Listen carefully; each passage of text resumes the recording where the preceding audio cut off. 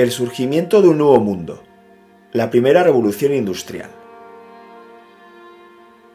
La primera revolución industrial es el proceso de transformación económica, social y tecnológica que se inició en la segunda mitad del siglo XVIII, en el Reino de Gran Bretaña.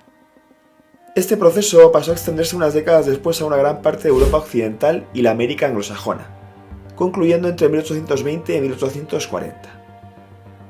Durante este periodo se vivió el mayor conjunto de alteraciones económicas, tecnológicas y sociales de la historia de la humanidad desde el Neolítico, la cual pasó de ser una economía rural basada fundamentalmente en la agricultura y el comercio, a una economía de carácter urbano, industrializada y mecanizada.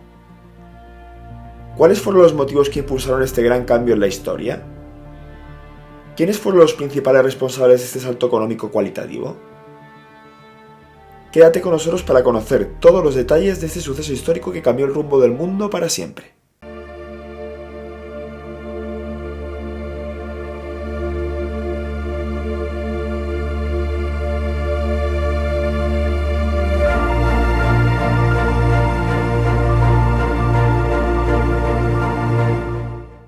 Recuerda suscribirte al canal y dar a la campanita para estar atento a los siguientes vídeos. Antecedentes y causas de la Gran Revolución. Los inicios de la industrialización europea hay que buscarlos en la Edad Moderna. A partir del siglo XVI se vislumbra un avance en el comercio, los métodos financieros, la banca y un cierto progreso técnico en la navegación, impresión o relojería.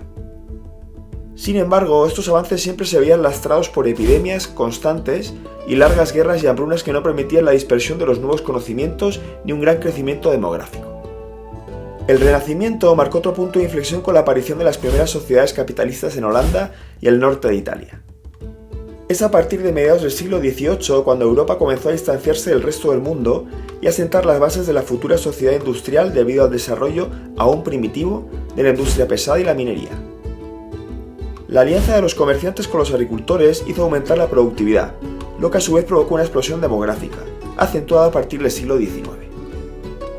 La revolución industrial se caracterizó por la transición de una economía agrícola y manual a una comercial e industrial cuya ideología se basaba en la razón y la innovación científica. Otro de los principales desencadenantes de la revolución nace de la necesidad. Aunque en algunos lugares de Europa como Gran Bretaña ya existía una base industrial, las guerras napoleónicas consolidaron la industria europea. Debido a la guerra, que se extendía por la mayor parte de Europa, las importaciones de muchos productos y materias primas se suspendieron. Esto obligó a los gobiernos a presionar a sus industrias y a la nación en general para producir más y mejor que antes, desarrollándose industrias antes inexistentes. Otras interpretaciones sugieren que este nuevo cambio de mentalidad y la posterior evolución del sistema económico fue por causas morales y religiosas. La reforma protestante de Martín Lutero y Juan Calvino trajo consigo un cambio de mentalidad en el trato y visión respecto del trabajo. Según Max Weber, el protestantismo consideraba el trabajo y el esfuerzo como un bien y un valor fundamental, al contrario que la ética católica, que lo consideraba un castigo a raíz del pecado original. Esto explicaría en parte las diferencias a la hora de desarrollarse de las distintas naciones europeas, teniendo como pioneros a países protestantes como Gran Bretaña, Alemania o Países Bajos, y como países atrasados a España, Portugal e Italia, todos ellos católicos. La chispa que desencadenó todo, Gran Bretaña. La revolución industrial se originó en Inglaterra a causa de diversos factores. Como factores técnicos, era uno de los países con mayor disponibilidad de las materias primas esenciales, sobre todo el carbón mineral, indispensable para alimentar la máquina de vapor que fue el gran motor de la revolución industrial temprana, así como para utilizar coque y los altos hornos de la siderurgia, sector principal desde mediados del siglo XIX. Como factores ideológicos, políticos y sociales, la sociedad inglesa poseía una tendencia hacia un menor absolutismo e instituciones más inclusivas. Comenzando por la Carta Magna de 1215, que limitaba el poder del rey, Inglaterra había atravesado la llamada crisis del siglo XVII de una manera particular. Mientras la Europa meridional y oriental se refeudalizaba y establecía monarquías absolutas, la Guerra Civil Inglesa y la posterior Revolución Gloriosa de 1688 determinaron el establecimiento de una monarquía parlamentaria basada en la división de poderes, la libertad individual y un nivel de seguridad jurídica con el Common Law que proporcionaba suficientes garantías para el empresario privado. Como factor geoestratégico durante el siglo XVIII, Inglaterra, el cual se acabaría uniendo con Escocia e Irlanda formando el Reino Unido de Gran Bretaña e Irlanda, construyó una flota naval que la convirtió desde el Tratado de Utrecht en 1714 y de forma indiscutible desde la batalla de Trafalgar en 1805, en una verdadera talasocracia dueña de los mares y de un extensísimo imperio colonial. A pesar de la pérdida de las 13 colonias emancipadas en la Guerra de Independencia de Estados Unidos, controlaba entre otros los territorios del subcontinente indio, fuente importante de materias primas para su industria, destacadamente el algodón que alimentaba la industria textil, así como mercado cautivo para los productos de la metrópolis. Revolución demográfica y nacimiento de la industria textil.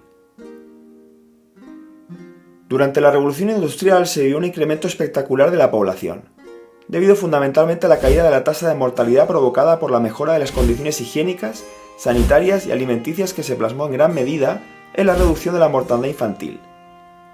En este periodo nacen las primeras vacunas y se mejoran los sistemas de alcantarillado y de depuración de aguas residuales.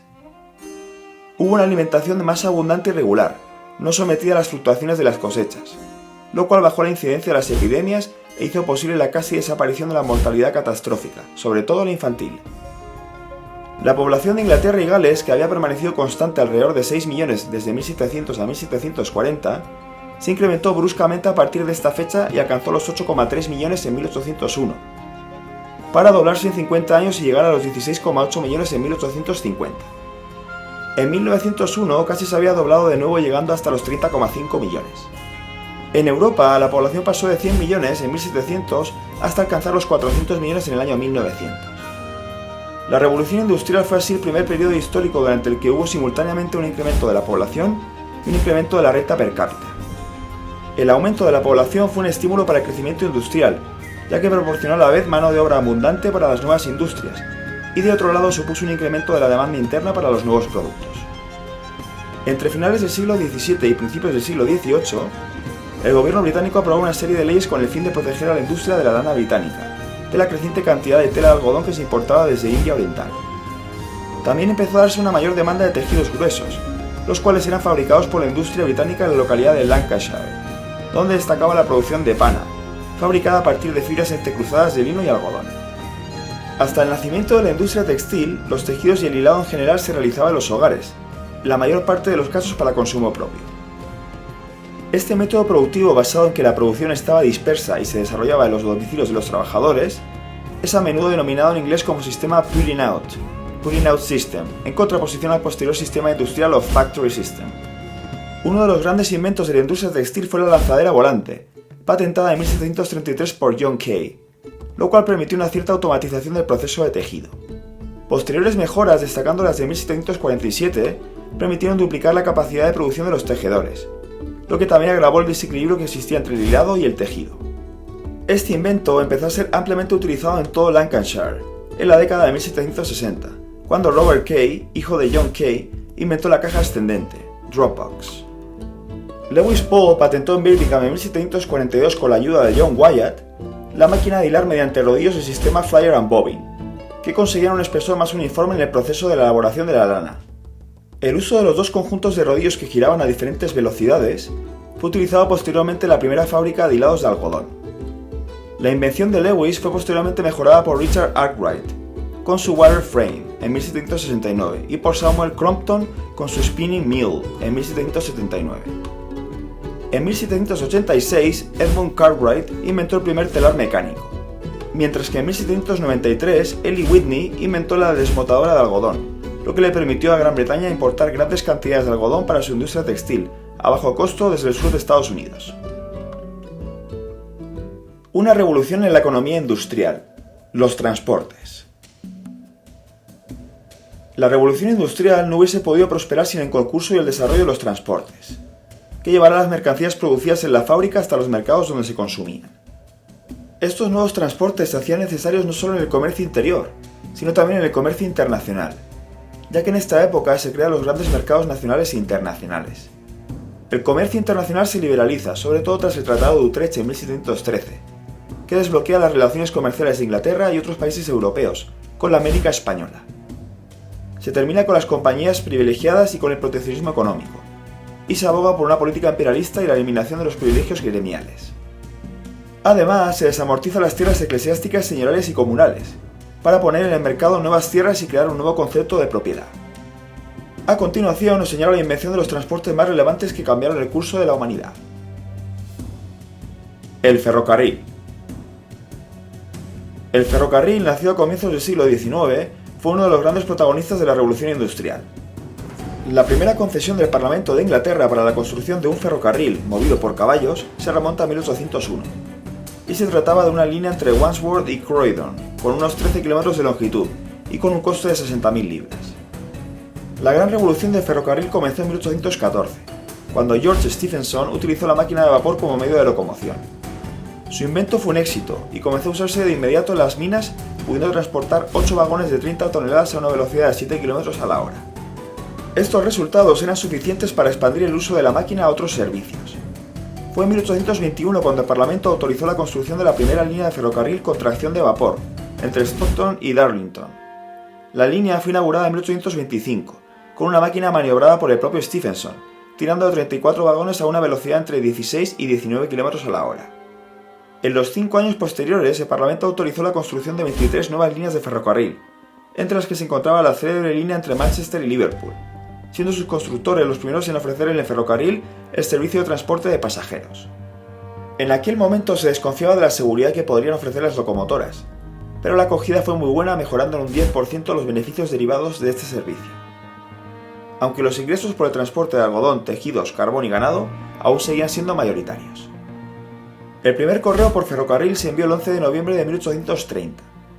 Los tiempos de llegada se redujeron considerablemente, llegando el correo entre Londres y Manchester en aproximadamente 18 horas. En Inglaterra, siguiendo la consigna laissez-faire, el Estado no intervenía en la construcción o subvención del ferrocarril, sino que se limitaba a otorgar las licencias y permisos de construcción y explotación. De esta manera se gastaron enormes fortunas con el objetivo de obtener los distintos permisos. Una nueva época de desplazamiento emergía. El barco de vapor. Antes del siglo XIX, la larga tradición naval europea se había sustentado sobre el control de los vientos como medio de propulsión y la seguridad más que por la velocidad en el mar. A principios de siglo no se empleaba menos de 2 o 3 semanas en cruzar el Atlántico de este a oeste, necesitándose entre 30 y 40 días de oeste a este. Con la formación de los imperios coloniales europeos, se hizo necesario desarrollar una tecnología que asegurase el viaje sobre las aguas. Es aquí cuando en el siglo XVIII se generalizó el uso del sextante, mapas con las notaciones de los vientos y cronómetro. Entre 1765 y 1790, James Watt convirtió el concepto persistente de la máquina de vapor atribuido usualmente a Thomas Newcomen en un invento realmente eficaz, gracias a la incorporación del condensador externo. A partir de este momento se suceden las tentativas de conseguir aplicar la máquina de vapor como fuerza motriz de todos los medios de transporte y en particular el más avanzado de la época, el barco. La invención de la nueva embarcación partió de los trabajos de Geoffrey Evans sobre el Sena y los de Fulton con su máquina Clermont. Fue en Estados Unidos donde tuvieron lugar las primeras pruebas del navío de ruedas sobre el río Hudson. En 1815 ya circulaban un centenar de estos navíos de ruedas que obtenían su energía de la leña, material barato y abundante. El Savannah consiguió cruzar en 29 días el Atlántico Norte en 1819, y la Sphinx, que llevó a Francia las noticias de la toma de Argel, desarrolló una velocidad de 6 nudos. Pero los problemas eran numerosos, las paletas utilizadas provocaban un gran desperdicio de energía, existía el riesgo de incendio o explosión a bordo, su velocidad era aún menor a la desarrollada por los veleros y el poder militar aún se oponía a su utilización como navío de guerra. Pero a pesar de las dificultades, los avances prosiguieron, y en 1838, con una combinación de vapor y velas, los navíos Sirius y Great Western cruzaron el Atlántico entre Liverpool y Nueva York en 16 y 13 días respectivamente. Los grandes avances llegaron entre 1840 y 1860, con la invención de la hélice, basándose en los primeros modelos en el tornillo de Arquímedes, el condensador de superficie y la máquina Compound, que logró ahorrar grandes cantidades de combustible y la introducción de calderas cilíndricas que posibilitaron la producción de vapor a alta presión. Carreteras y canales. El esfuerzo en la construcción y mejora de carreteras o caminos comenzó en muchas partes de Europa antes de la Revolución Industrial. Desde el fin de las guerras napoleónicas a principios del siglo XVIII y en ausencia de otros medios de comunicación más eficaces, las carreteras fueron extensamente mejoradas. A principios del siglo XIX, el país más adelantado en esta materia era Francia, con una red de 33.000 kilómetros de gran calidad que se extendían hasta Alemania, Suiza e Italia. Los Países Bajos, el Reino de Prusia o Suiza también habían vivido una gran mejora en las comunicaciones. En Gran Bretaña, el rápido desarrollo de ferrocarriles y canales quita importancia a su construcción, pero aún así se suceden las ampliaciones y modernizaciones de la maltrecha ley británica, contando en 1850 con más de 50.000 kilómetros de trazado, 18.000 más que en 20 años atrás. La técnica y la construcción de estas vías de comunicación también mejora. En cada país se construyen de manera distinta, pero los problemas clásicos derivados de estas construcciones como filtraciones de agua, mantenimiento o infraestructura se solucionan en las décadas de 1820 y 1830 a partir de las mejoras introducidas por Macadam o Telford.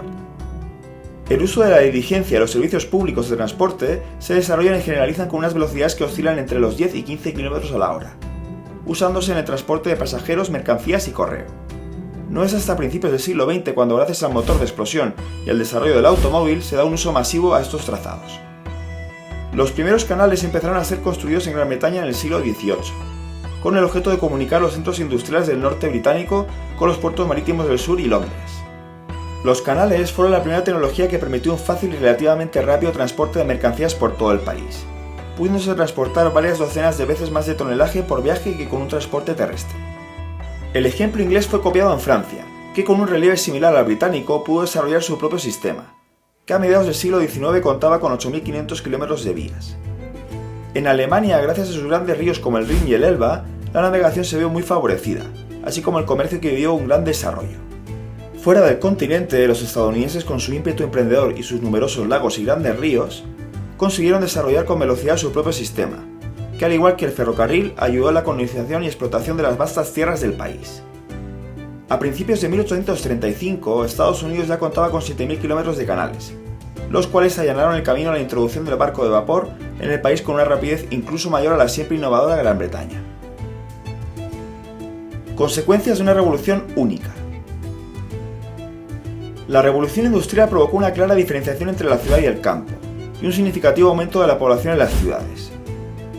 La vida urbana se benefició del alumbrado público a gas y de los avances médicos y sanitarios, pero a la vez generó hacinamiento en los barrios obreros, lo que favoreció el contagio de enfermedades infecciosas como el cólera. A su vez, esta revolución introdujo una división social centrada en dos clases sociales: la burguesía, conformada por los dueños de las fábricas, los comerciantes y otros propietarios de medios de producción o capital, y el proletariado, integrado por los obreros que vendían su fuerza de trabajo a cambio de un salario de las fábricas o en las minas. Si bien la revolución industrial produjo una mayor distribución de riqueza, las condiciones de trabajo de los obreros fueron muy duras y su modo de vida resultó muy desfavorable en comparación con las comodidades de la burguesía. Las jornadas laborales eran muy largas y el trabajo infantil en las fábricas y en las minas era común. Otra consecuencia fue la aparición de la gestión empresarial basada en cálculos de ganancia e inversión de capital, y el sistema de créditos mediante el surgimiento de los bancos modernos. Junto a la aparición de la figura del empresario y de los bancos modernos, unos medios más efectivos y rápidos de transporte de materias primas y mercancías, como el ferrocarril y el barco a vapor, promovieron la expansión mundial del capitalismo. Comentaba abajo.